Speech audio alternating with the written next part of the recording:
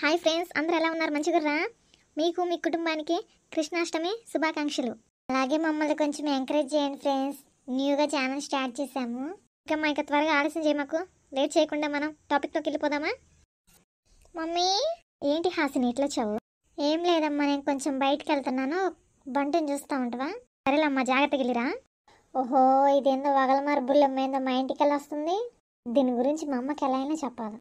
ఓ, ఇదేంది రాజు వాళ్ళకి ఇక్కడ ఉంది.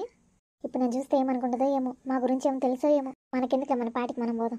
ఓయ్ ఆగు, నిన్నే. ఎక్కడికి వెళ్తున్నావు? అది ఏం లేదు, కొంచెం పని ఉంటే వచ్చాను. నీకు మా గల్లీలో ఏం పని? అసలు ఆడదానివేనా? ఆడదాని కథలు పడుతున్నావా?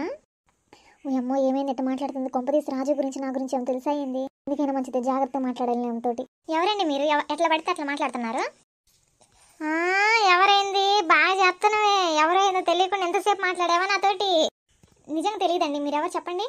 నా పేరు హాసినిలే. హాసిని అంటే నేను ఇంకా కీసి పెట్టి అనుకుంటున్నా. నువ్వు హాసిని అయితే నాకెందుకు?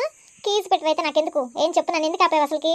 అబ్బో, ఇది దినేశాలు ఏం ఎరగనట్టు మాట్లాడుతుంది పాపం నాంగా.